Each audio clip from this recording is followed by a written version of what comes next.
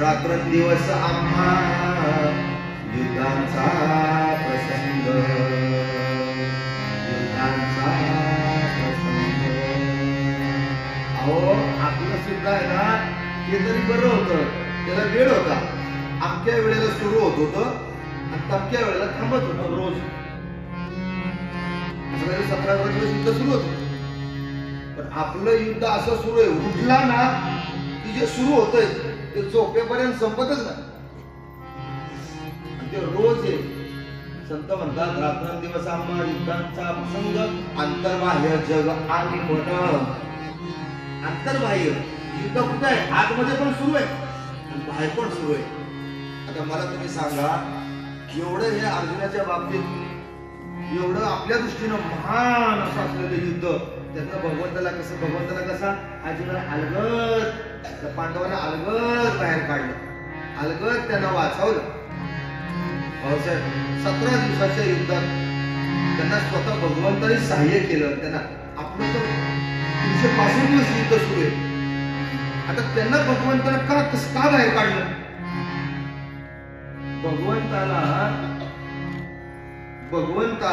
भगवंतानं पांडवांना का बाहेर काढलं?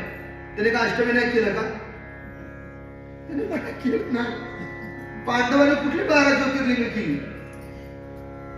पांडवांनी काहीच केलं नाही. तरी पण तो द्वारकेचा राणा,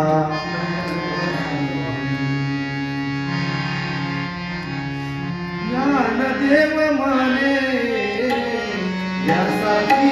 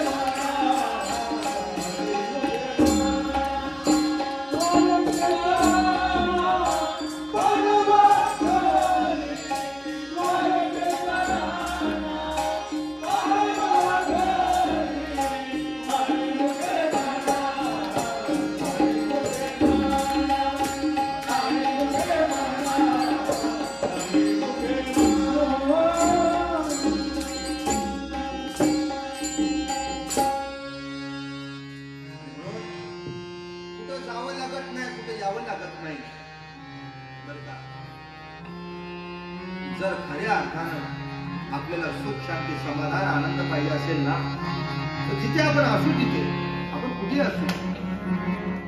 असू, हो, आपण जिथे असू तेथे बैसोनी निवांत शुद्ध करे चित्त, तया सुखा अंत नाही. चित्त शुद्ध करणे.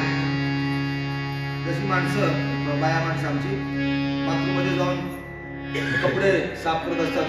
पहिला साबण लावतात, मग ब्रश लावतात, मग ब्रश लावून परत पाणी लावून बघतात डाग आहे का, असला तर परत साबण लावतात, परत ब्रश लावतात. तुम्ही म्हणाल तुम्हाला कसं काय माहिती? अहो माहिती पाहिजे, माहिती पाहिजे. नाही तर आधीच ब्रश लावत बसेल, साबण लावायचंच नाही आणि मग साबण लाव, असं नाही चालत. हे जे नाही असं नाही चित्त शुद्ध होत. आता आपलं तसंच चाललंय. कोण आधी ब्रश लावतोय, तो कोण डॉक्टर बसणार, त्याला पाणी लाव, आधी पाण्यात भिजत ठेव, पावडर मध्ये घाल, काय वेळ काय नाही. म्हणजे ह्या गोष्टी मी काय सांगतोय, प्रापंचिक दृष्टीची उदाहरण का देतोय, तसं आपल्या चित्ताचं आहे. चित्त शुद्ध करण्याकरिता काय करावं लागतं, काय करावं लागतं. आणि म्हणून हे जोपर्यंत गुरु मार्गदर्शकाकडून, शाब्दे बरेच निष्णात असलेल्या मार्गदर्शकाकडून, आज काय मार्गदर्शकाचा फुकळच आहे. मार्गदर्शकांचा ऐकणाऱ्यांचा दुष्काळ. तुम्ही नुसतं सांगा, काय नाव माझ्या डोळ्यातलं पाणी येतं सांग, लगेच औषध तयारच आहे, लगेच तिथं बसतोच. आम्ही असं केलं, ते असं. कोण सांगतो मला थोडं ना धाप लागते, लगेच औषध सांगणारा लगेच उभाच आहे. माझ्या पोटात दुखते, लगेच औषध. ही जी औषधं अशी आहेत ना, ती औषधं सांगणारे पण पुष्कळ आहेत. आणि सगळी औषधं ऐकून कोण करत पण नाही. औषध असं पाहिजे की ते वर्मावर दिलं गेलं पाहिजे. वर्मावर येत एकच लीला करले, जे सर्व भावे मज बदले, कया आईच थोडी सरले माया.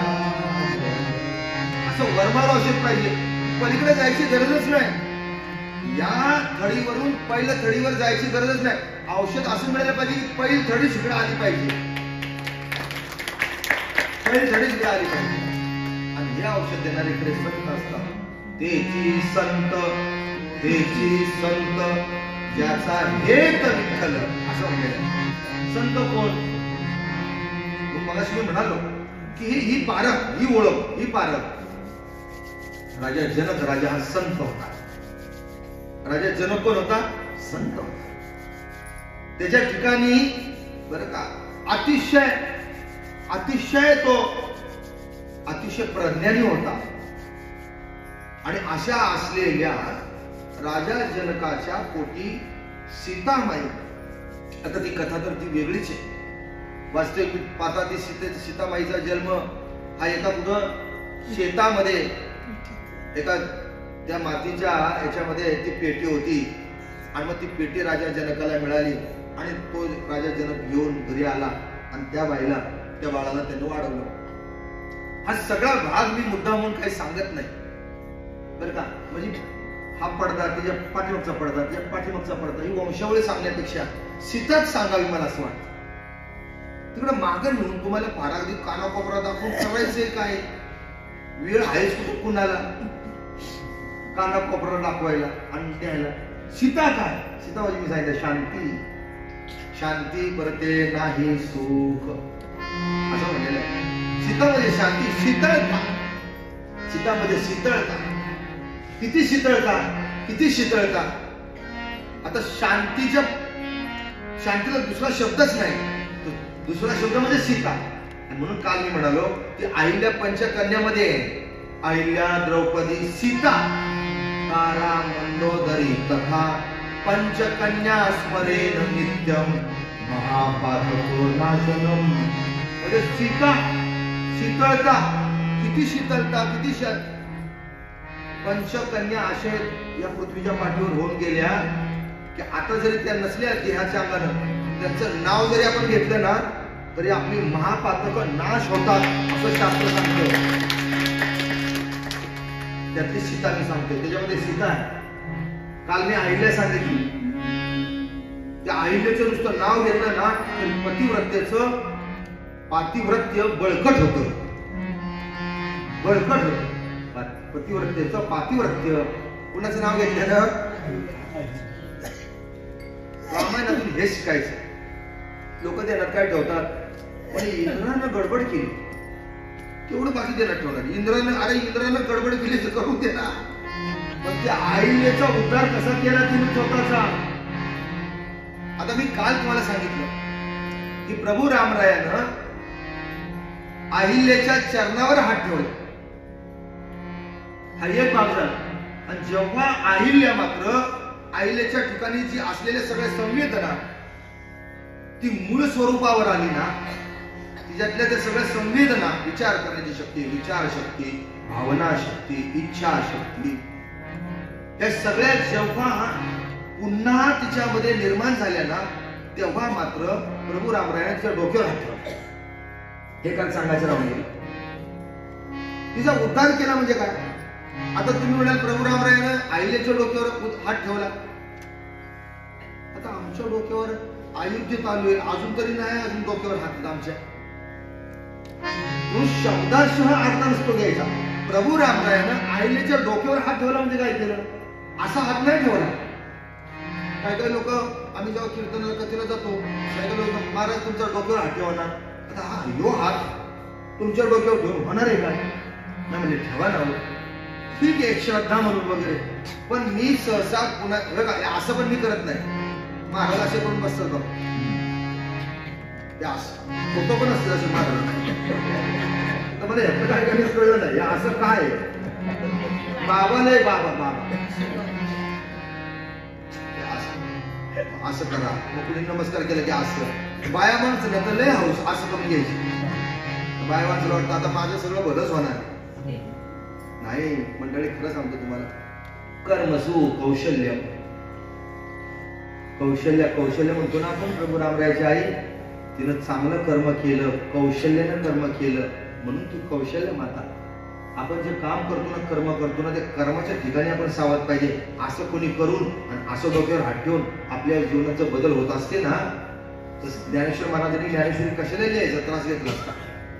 त्या चांगदेवाच्या डोक्यावर जर हात ठेवून त्या चांगदेवाची जर भ्रांती घालवायची असती, चांगयाची गेली भ्रांती, त्याच्या ठिकाणी जे भ्रांती होती, त्याच्या ठिकाणी जो अहंकार होता, चांगदेव किती वर्ष होता हो तो? 1400 वर्षाचा चांगदेव. मग माऊलींच्या ठिकाणी जर कशाला लिहिलं असते त्यांनी चांगदेव 65, चांगदेवासाठी 65 ओव्या लिहून पाठवल्या. गणेश ह्याचा विचार आपण कुठेतरी केला पाहिजे. आहे माहिती तुम्हाला चांगदेव 65 माऊली लिहिलेली? माहिती करून घ्या. इथं पुरुष माणसं बसलेली आहेत. एकनाथ महाराजांनी चिरंजीव पद लिहिलेले आहे. चिरंजीव पद आपण फोटो लावतो का नाही? कारण या महाराजाचा फोटो, त्या महाराजाचा फोटो, त्या महाराजाचा फोटो. मला एका सत्पुरुषाने सांगितलं, महाराज तुमच्या घरी एकनाथ महाराजांनी लिहिलेले चिरंजीव पद, त्यात काही ओव्या आहेत, त्या ओव्यांचे म्हटलं फोटो बनवायला घरात लावा. त्या ओव्या मी तुम्हाला यांच्या समोर नाही म्हणून दाखवू शकत. त्यासाठी केवळ पुरुष माणसं पाहिजे. तुम्ही एकदा ना तुम्ही प्रयत्न करा गणेश, तुम्ही दोघं जण त्या खर्डीमध्ये असे सगळे पुरुष विषय साहेबांसारखे, पवार साहेबांसारखे जरा जमा करा. म्हणजे सदृढ का म्हणतोय? परमार्थ हेच पिकवणारे आहेत. परमार्थ वाढवणारे असे असे आबाळी गबाळी नाही. बसला तर उठता येत नाही, उठला तर बसा येत नाही, ह्याचा परमार्थ नाही. आता जो खरा शुद्ध परमार्थ आहे, त्याला अंगानं माणूस असा काय लागतो, दष्टपुष्ट लागतो, व्यवस्थित पाहिजे. यावंसं वाटतंय हो, पण नाही बसता येत. काय करणार तो परमार्थ? मी काय सांगतोय, हे आपल्या पुरुषांना परमार्थ कळलं पाहिजे, पण सांगणाऱ्यांना नाही सांगतात, कारण महिला पुढे आहेत. बरं, महिलांना पण काय सांगावं लागतं, काही गोष्टी अशा आहेत महिलांना सांगायच्या, पण त्यासाठी पुरुषांच्या समोर नाही सांगता येत. अशा या परमार्थल्या अनेक गोष्टी आहेत. म्हणून ज्ञान म्हणजे आत्मज्ञान, नुसतं ज्ञान नाही. म्हणजे राजा जनकाचं उदाहरण का दिलं? अहिल्याच्या डोक्यावर प्रभू रामरायांनी हात ठेवला. म्हणजे काय केला? तर प्रभू रामरायांनी अहिल्याला उपदेश केला. उपदेश केला. लक्षात ठेवा, काय उपदेश केला? विष्णुमय जग वैष्णवांचा धर्म, विष्णुमय जग वैष्णवांचा धर्म, विष्णुमय जग वैष्णवांचा धर्म, विष्णुमय जग वैष्णवांचा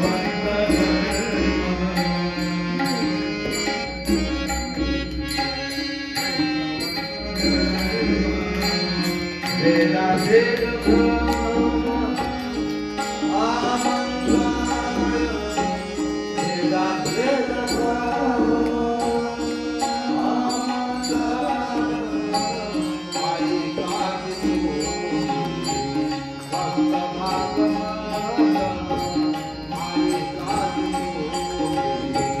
भक्त भागवत, वेदा वेद